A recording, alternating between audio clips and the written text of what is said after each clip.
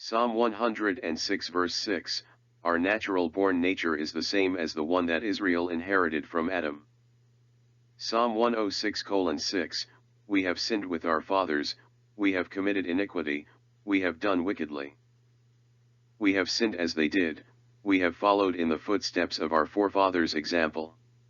The illustration of the way the nation had sinned occupies a considerable part of the remainder of the psalm, and the idea here is that in the generation in which the psalmist lived, there had been the manifestation of the same rebellious spirit which had so remarkably characterized the entire nation. The manner in which their forefathers committed iniquity is no different than our own, for our natural-born nature is the same as that which Israel inherited from Adam.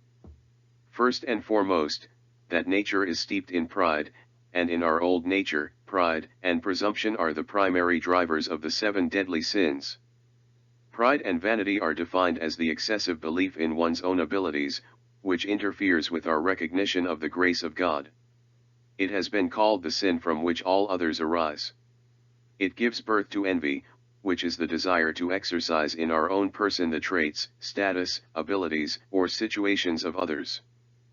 Gluttony is an inordinate desire to consume more than that which one requires and is most clearly displayed at the table, but it is prevalent in other areas of our life.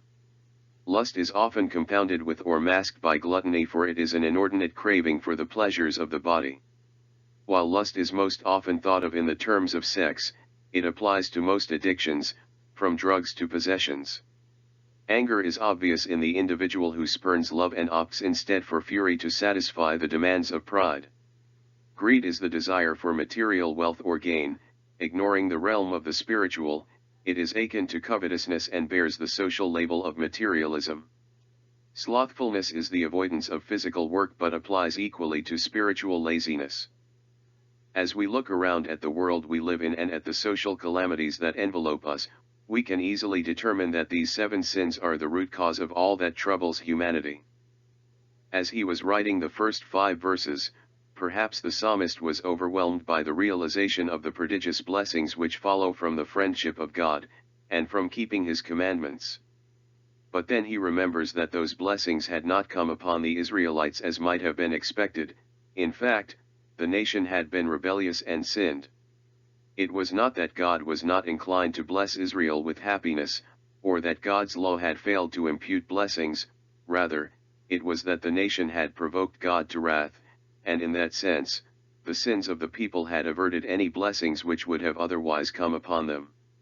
The psalmist, therefore, is unequivocal and categorical as he repeats the confession in these 3 criteria: we have sinned, we have committed iniquity, we have done wickedly. Therefore he acknowledges that the failure to serve God in obedience and righteousness was in them and not in their Creator.